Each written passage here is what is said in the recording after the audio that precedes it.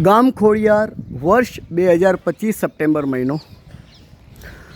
પ્રધાનમંત્રી સૂર્યઘર યોજના અંતર્ગત આ સોલર નાખવામાં આવ્યું છે. 6 કિલો 10 પેનલ 590 વોટની આ પેનલ છે. આ પેનલ બંને સાઈડથી જનરેશન કરે છે.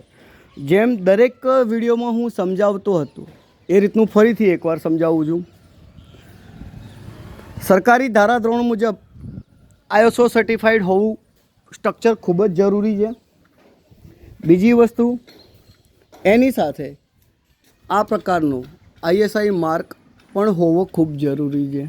બીજું, તમે જોશો કે આ પાઇપો તમે જુઓ અને આ સ્ટ્રક્ચર જુઓ તમે. આ શા માટે છે? આ ભિન્ન પ્રકારનું તમને એટલા માટે દેખાય છે.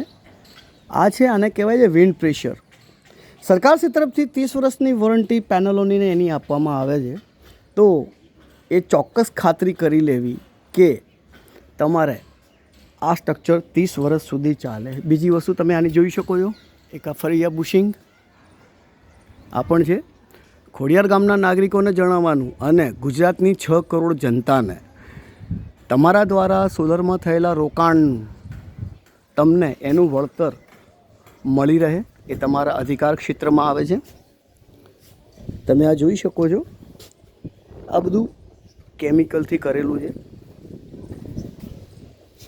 અને સિમેન્ટ તો ખરો જ, પણ એ કેમિકલવાળો આવે છે, જેથી કરીને ધાબુ પણ લીકેજ ના થાય અને એની સક્ષમતા જળવાઈ રહે.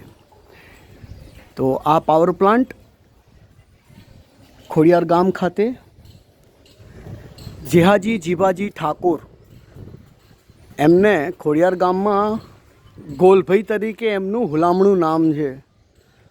તો આ સરકારી માપદંડ સાથે પ્રધાનમંત્રી સૂર્યઘર યોજના અંતર્ગત ગામના આ તૃતીય નાગરિક છે જેઓએ આ સોલર નખાવ્યું છે.